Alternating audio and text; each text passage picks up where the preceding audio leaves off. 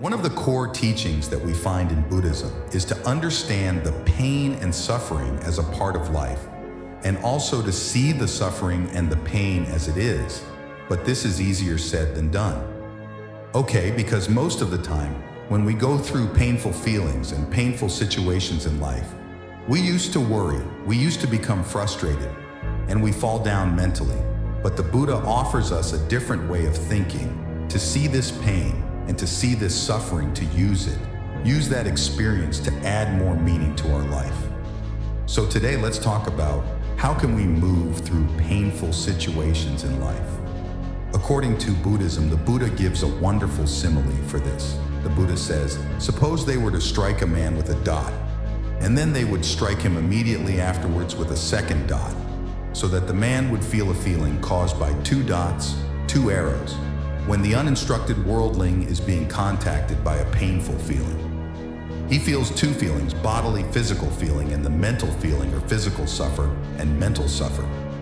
The reason why we worry in the face of this unavoidable suffering in our life is we expect a life without suffering, but life itself has the intrinsic nature and inherent nature of suffering and pain and unsatisfied nature. So what Buddha teaches us is to see it as a part of life, to not try to forget it. Do not try to run away from it. See it as a part of your life that always persists throughout your life.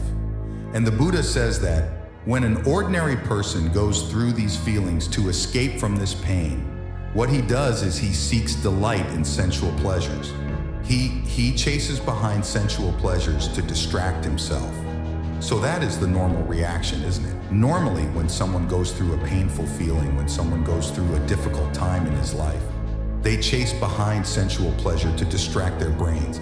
This distract their mind from that pain. For an example, when someone is struggling in their life, if someone has pain in his mind, sometimes some people use alcohol, some people distract them with alcohol, some people distract them with sexual contact, some people distract with consuming more and more social media these days. It is happening more and more. Okay, for an example, if you feel any pain in your life, just check your behavior. People use more and more social media. Why? To distract themselves with that pain from that pain. But Buddha does not say that chasing behind the sensual pleasure is completely wrong. But the say is that chasing behind sensual pleasure does not solve your problem completely. Why is that so? The more we chase behind sensual pleasure, the more we suffer because of the unsatisfied nature. So that is why the Buddha said, chasing behind sensual pleasure does not solve your problem completely. Why it does not solve the problem completely? Because whenever we are been struck by a miserable feeling or a painful feeling in life, now we need something material and external source to distract ourselves all the time. Now this does not help us to focus on ourselves and find the true nature of this problem and solve it once and forever, okay? So that is why the Buddha said, chasing behind sensual pleasure will not completely solve your problem.